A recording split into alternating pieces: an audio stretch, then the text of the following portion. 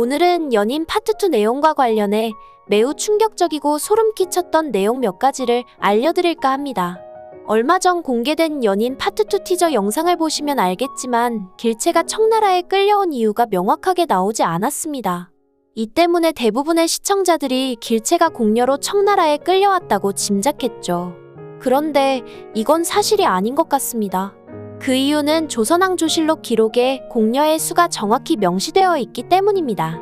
참고로 병자호란 이후 조선에서 청나라로 보내진 공녀 수는 인조와 효정 때를 합쳐 총 32명입니다. 그중 인조 때 보내진 공녀는 10명이었고 시기는 1638년인 인조 16년의 일이었습니다. 즉 이 시기는 병자호란이 끝난 직후였고 드라마 스토리상으로 보면 10회 전의 일이었습니다. 이후 다음 공녀 선발은 인조 때는 없었습니다. 13년 후인 1650년 효종 때 청으로부터 두 번째 요청이 있자 그때 22명이 간 게 전부였으니까요. 쉽게 말해 길채는 공녀 신분으로 끌려간 게 아니라는 것이죠. 더군다나 당시 공식 공녀들은 혼례를 올리지 않은 처녀들이었고 신부는 사대부 집안 여식들이 대부분이었으나 왕의 딸까지 명단에 포함되는 예도 있었습니다. 결과적으로 길채는 나라에서 인정하는 공녀 신분이 아닌 포로나 죄수 신분으로 끌려갔을 확률이 높다는 것이겠죠. 하지만 인물이 출중했던 길채는 어느 황실 집안의 시녀로 뽑히게 된 것이죠.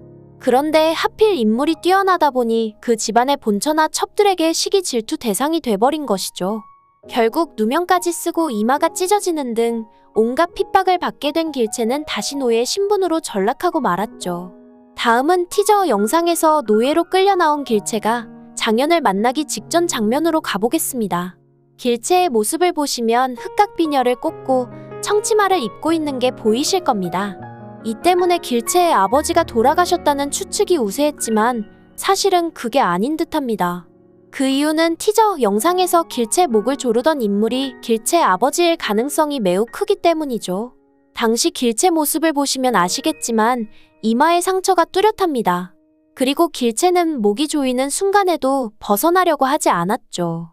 참고로 이때 잠깐 목을 조이는 인물의 뒷모습이 스쳐 지나가는데 그 옷의 색깔이 길채 아버지 옷과 매우 흡사합니다. 즉 조선에 무사히 살아 돌아온 길채가 아버지에게 목이 조이는 형국이 돼버린 것이죠. 그러면 왜 길채 아버지는 그렇게 소중하게 여기던 딸의 목을 조른 걸까요? 여기에 대한 답은 길채 아버지에 대한 인물 설명에 있습니다. 길채의 아버지의 이름은 유교연으로 그 이름부터 유교 사상이 품어져 나올 정도로 남다릅니다. 그래서일까요? 길채의 아버지에 대한 설명 중 마지막 문구가 충격적입니다. 병자호란이 끝난 후 조선의 사대부에게 강요된 엄격한 강상의 흐름 속에서 교연의 무한한 딸 사랑에도 균열이 생긴다고 적혀있기 때문입니다. 즉 그렇게 애지중지 키웠던 길채가 청나라에 끌려갔다가 환양녀로 돌아오자 집안의 수치이자 망신이라며 목 졸라 죽이려고 한 것이죠. 참고로 은혜 역시 저를 지킨다며 오랑캐의 몸이 보이자 죽으려 했고 능군니 어르신들 역시 그런 상황이 닥치면 목숨을 끊는 게 당연하다는 듯 말했었죠. 더군다나 길채의 아버지는 옆에 길채가 있음에도 항상 우리 길채 못 봤소. 오랑캐가 우리 길채를 잡아갔소이다. 라고 말하곤 했었죠. 결과적으로 이 말이 시가 돼버린 것 같습니다. 이 때문에 청에 끌려갔던 길채가 살아서 돌아오자 길채 아버지는 오랑캐에게 딸의 몸이 더럽혀졌다고 여겨 목을 조여 죽이려고 한 것이죠. 그놈의 절이 뭐라고 사람 목숨보다 소중한지 정말 너무나도 끔찍한 일이 아닌가 싶네요. 결국 길채를 감싸고 지켜줄 수 있는 사람은 장현뿐인 듯합니다. 그러고 보면 지난 1회부터 장현이 왜 그토록 절의 손절을 쳤는지 그 이유를 알 것 같습니다. 아무튼 장현이 하루빨리 조선으로 돌아와 길채를 지켜주었으면 좋겠습니다. 오늘 준비한 내용은 여기까지입니다. 구독과 좋아요 부탁드리며 많은 의견과 댓글 남겨주세요. 시청해주셔서 감사합니다.